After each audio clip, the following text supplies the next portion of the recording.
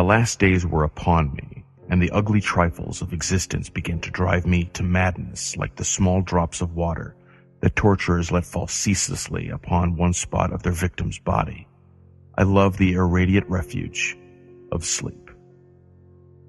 In my dreams, I found a little of the beauty I had vainly sought in life, and wandered through old gardens and enchanted woods. Once, when the wind was soft and scented, I heard the south calling, and sailed endlessly and languorously under strange stars. Once, when the gentle rain fell, I glided in a barge down a sunless stream under the earth until I reached another world of purple twilight, iridescent arbors, and undying roses.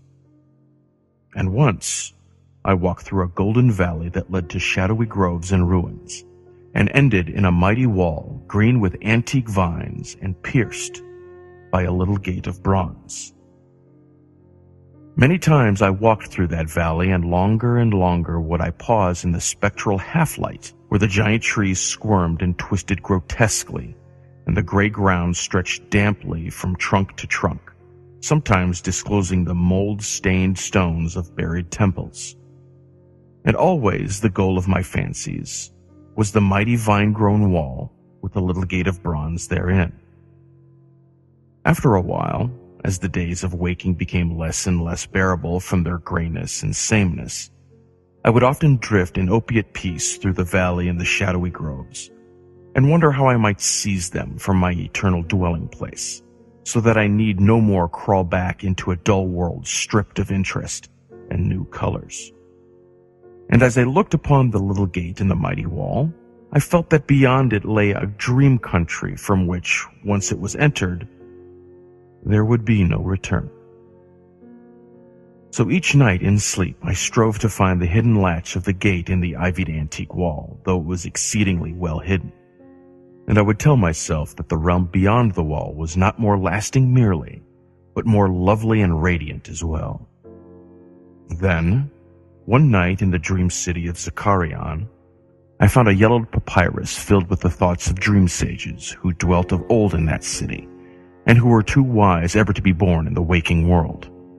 Therein were written many things concerning the world of dream, and among them was lore of a golden valley and a sacred grove with temples, and a high wall pierced by a little bronze gate. When I saw this lore, I knew that it touched on the scenes I had haunted, and therefore read along in the yellowed papyrus.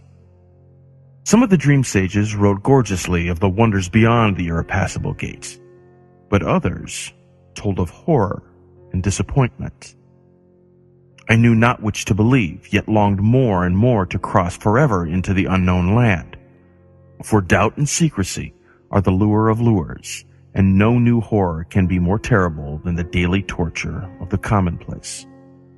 So, when I learned of the drug which would unlock the gate and drive me through, I resolved to take it when next I awaked. Last night I swallowed the drug and floated dreamily into the golden valley and the shadowy groves. And when I came this time to the antique wall, I saw the small gate of bronze was ajar. From beyond came a glow that weirdly lit the giant twisted trees and the tops of the buried temples, and I drifted on songfully, expectant of the glories of the land from whence I should never return. But as the gate swung wider and the sorcery of the drug and the dream pushed me through, I knew that all sights and glories were at an end. For in that new realm was neither land nor sea, but only the white void of unpeopled and illimitable space. So, happier than I had ever dared hope to be, I dissolved again into that native infinity of crystal oblivion from which the demon life had called me for one brief and desolate hour.